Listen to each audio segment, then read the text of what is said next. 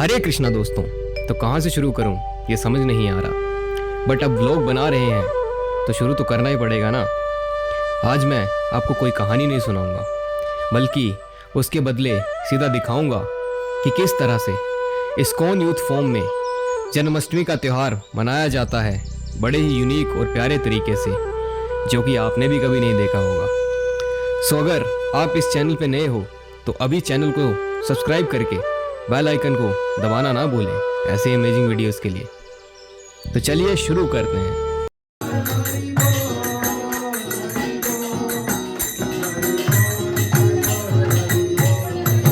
सो जैसे ही मैंने ISKCON youth form का गेट एंटर किया तो मुझे तिलक लगाया गया और फिर उसके बाद हमें दर्शन के लिए अंदर भेजा गया, जहाँ पे मैंने कृष्ण भगवान जी के बहुत ही सुंदर दर्शन किए और उन्हें पुष्प अभिषेक किया।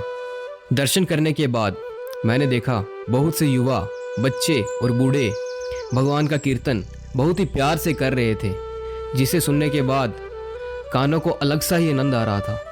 थोड़ी देर कीर्तन में बैठने के बाद हम चल पड़े बाकी के प्रोग्राम्स को एक्सप्लोर करने। तो हमने देखा यहाँ पे युवा के लिए 3 टाइप्स की एक्टिविटीज़ कराई जा रही थी, जहाँ पे लेवल 1 था, लेवल 2 था, लेवल 3 था। तो आप खुद ही देख लीजिए लेवल 1 में क्या होता है। Let's understand through the acronym of mind. एक माइंड के एक्रोनिम समझते हैं। तो MIND आपको दिख रहा है? सबको दिख रहा है? ठीक है। तो M से हम आते हैं। M से क्या होता है? Magnify the problem. कैसे प्रॉब्लम करते हैं? माइंड छोटी छोटी चीजों को बहुत बड़ा कर देता है। कल आपके दोस्त ने एक मैसेज करा आपको WhatsApp में और उसने फोन स्विच ऑफ कर दिया और आपने उस मैसेज को देख के बहुत परेशान हो गए। तो आप वो सोचते रहोगे। कल आपका दोस्त मैसेज करता है अगले दिन आपको, ये तो मुझे किसी और को भेजना था, लेकिन आपने पूरा वो रियलिस्टिक एक्सपीरियंस ले लिया, उस बात को सोचते रहे आप। होता ही नहीं होता है।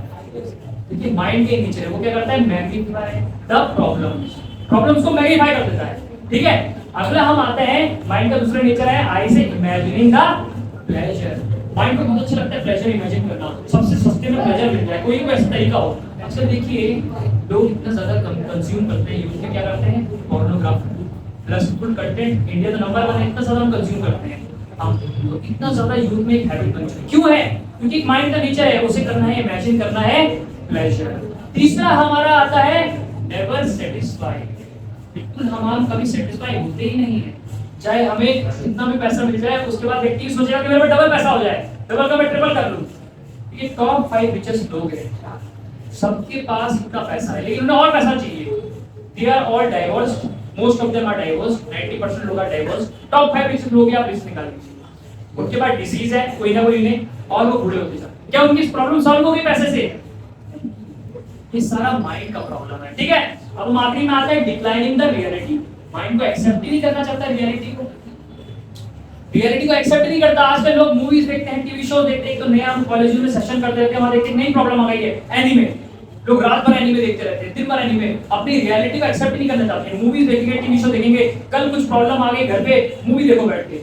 क्या वो 2 घंटे के बाद आपकी प्रॉब्लम सॉल्व हो जाएगी अपने आप? 2 घंटे की मूवी देखने के बाद वो प्रॉब्लम वही की वही है, वो सॉल्व नहीं होती है ना। तो ये माइंड का नेचर है, आप समझिए। वो रियलिटी का एक्सेप्ट नहीं करना चाहता, उससे भागना चाहता है। ठीक है। तो आप देखेंगे आज जन्माष्टमी है, तो आप भी भाईजान को समझ रहे होंगे कौन है?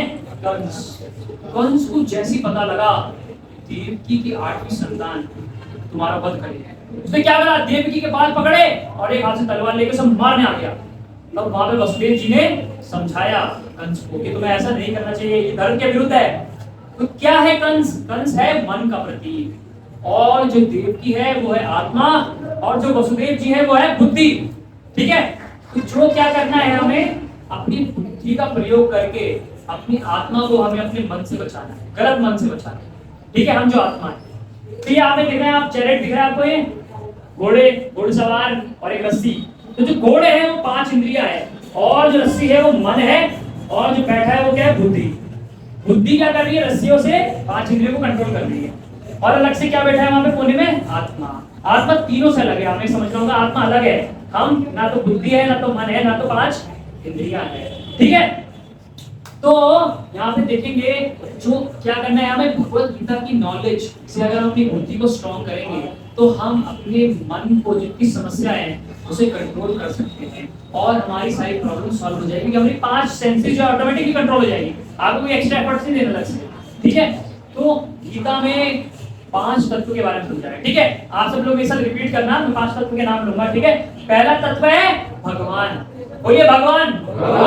दूसरा तत्व है जीव, तीसरा तत्व है प्रकृति, चौथा है काल, पांचवा है इसके बारे में हम डिटेल में समझाते हैं, हमारे सेशंस होते रहते हैं। आप हमारे यहाँ पे आइए, सेशंस में इन्वॉल्व हुई है, हमारे हर संडेज को सेशन होते हैं।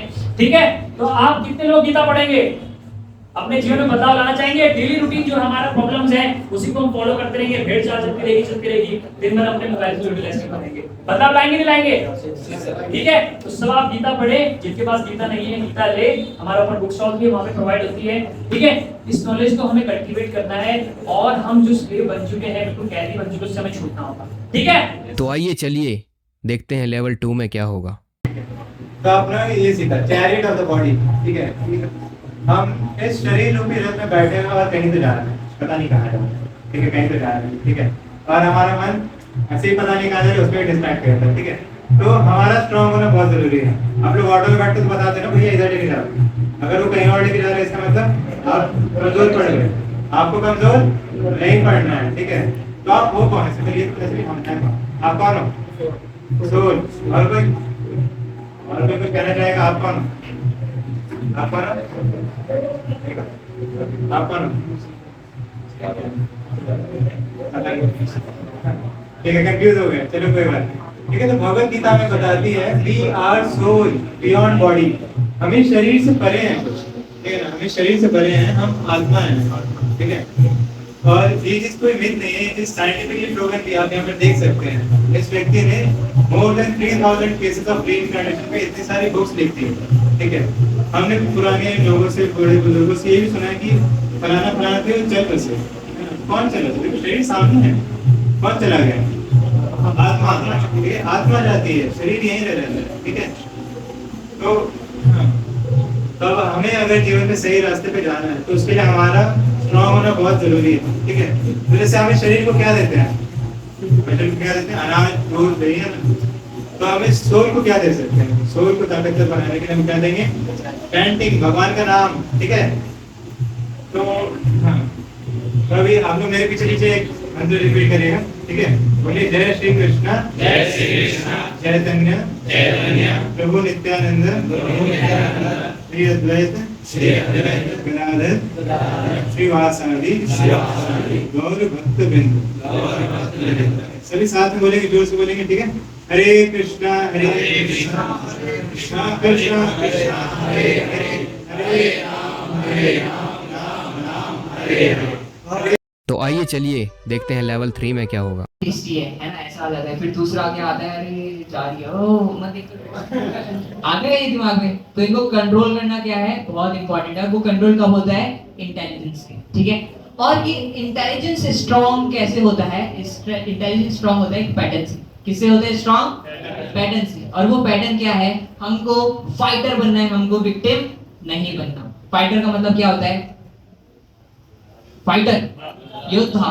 ठीक है, अब ये बहुत बड़े योद्धा रहे हैं, इनको लड़ते हुए बैटलफील्ड के टाइम पे क्या हुआ, इन्होंने एक अपना हाथ और एक अपना हाथ आंख गवा दिया।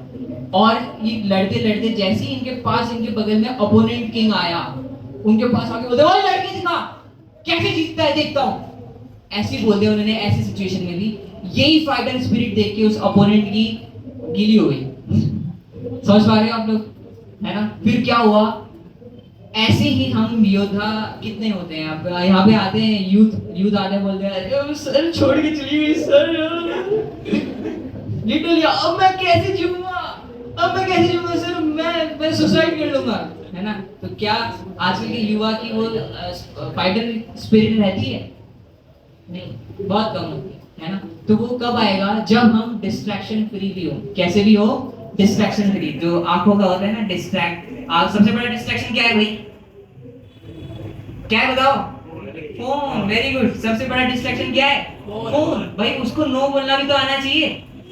अब जैसे अर्जुन थे, अर्जुन के पास एक विमेन आई और विमेन आके उनको सेड्यूस कर रही है, बहुत ब्यूटीफुल विमेन आके सेड्यूस कर रही है, और अर्जुन ने बोला नहीं, आप मेरी माता की तरह हैं, सॉरी नहीं।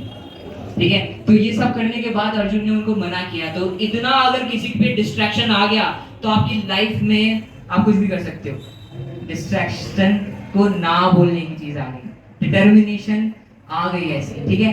और वो कैसे आएगा? वो आएगा एक स्ट्रॉन्ग इंटेलिजेंस से। और वो स्ट्रॉन्ग इंटेलिजेंस कब आता है? जब हमारे पास एक पर्पस स्ट्रॉन्ग होता है। क्या स्ट्रॉन्ग होता है? पर्पस। और वो स्ट्रॉन्ग पर्पस हमारा दिखता है इन दोनों की लाइफ से। तो यहाँ पे हम श्रीला प्रभुपाद जी का एग्जांपल लेंगे। तो श्रीला प्रभुपाद जी को उनके गुरु ने बोला था कि आप पाश्चात्य जगत में जाइए और वहां जाके भगवत गीता का प्रचार कीजिए, ठीक है। अब ये पाश्चात्य जगत में गए, वेस्टर्न वर्ल्ड में गए और इन्होंने कैसे लोगों को कन्वर्ट किया पता है? ऐसे लोग जो रास्ते में नंगे घूमते थे, रास्ते में बहुत गंदे गंदे काम कर रहे हैं, ड्रग्स पी रहे हैं, अल्कोहल पी रहे हैं, ये सारी चीजें कर रहे हैं, उन लोगों को प्रभुपाद जी ने चेंज किया। क्या लगता है कि मुसीबत स्ट्रगल नहीं आई होगी? उनको आई होगी ना, लेकिन उनका पर्पस क्लियर था उनके दिमाग में कि मेरे को इन लोगों को चेंज करना है। और प्रभुपाद जी ने उन लोगों को चेंज किया। और वो कैसे चेंज किया? उन्होंने क्या दी उनको? फिलॉसफी। क्या दी उनको? उन्होंने फिलॉसफी। जिस आज आपको और हम सबको भी भगवान श्री कृष्ण ने फिलॉसफी के माध्यम से हमको जगाना चाह रहे हैं कि भगवत गीता हमको दी, ठीक है ना। जन्माष्टमी हम मनाते हैं ना, तो भगवान को हम बेस्ट गिफ्ट क्या दे सकते हैं? भगवान में अच्छा व्यक्ति, जैसा आपने कहा है मैं वैसा व्यक्ति बनना चाहूंगा, ऐसे तो बनेंगे, है ना। ऐसा ही तो होता है एक अच्छा आज्ञाकारी बच्चा। तो वो कैसे होगा? जब हम क्या पढ़ेंगे? क्या पढ़ेंगे? तो क्या आप अपने आप को चेंज करना चाहते हो? गुड बॉय से बैड बॉय बनना चाहते हो? नहीं बनना चाहते? आ जाओ भाई। क्योंकि देखो, आप अपने लिए तो चेंज नहीं कर रहे हो, आप या तो अपने किसके लिए चेंज कर रहे हो? अपने पेरेंट्स के लिए, है ना। होता है ना, मैं मम्मी पापा को कुछ करना चाहता हूँ, मैं भारत के लिए कुछ करना चाहता हूँ, मैं संसार के लिए कुछ करना चाहता हूँ, तभी तो होता है इंसान, है ना। तो वैसे ही चेंज होगा अगर हम क्या करते हैं? भगवत गीता पढ़ते हैं, ठीक है। और भगवत गीता क्या कहती है? सॉरी, भगवत गीता कहती है कि हम अपने एक्शंस को कंट्रोल कर सकते हैं, हम अपने रिजल्ट्स को कंट्रोल नहीं कर सकते। और जब सही समय तब आएगा जब सही चीज होगी, ठीक है। सही समय कब आएगा? जब सही चीज होगी, ठीक है। ये भगवत गीता का थोड़ा सा ज्ञान है। और इन्होंने भी सही चीज करी, सही चीज भगवान आज आपको गिफ्ट दे रहे हैं कि आप भगवत गीता पढ़िए। ऐसे हम क्लासेस ऑर्गेनाइज करते हैं, ऐसी क्लासेस में आप आइए और अपने आप को चेंज कीजिए और यहाँ पे अचीव कीजिए, बहुत बेस्ट अचीव कीजिए। तो यहाँ पे विद्युत है हमारे, इन्होंने लेफ्टिनेंट है वो अभी, और बहुत सारे ऐसे स्टूडेंट हैं जिन्होंने यूपीएससी और सीडीएस जैसे एग्जाम्स क्लियर करे, ठीक है। क्या आप उनमें से एक स्टूडेंट बनना चाहते हैं? यस और नो?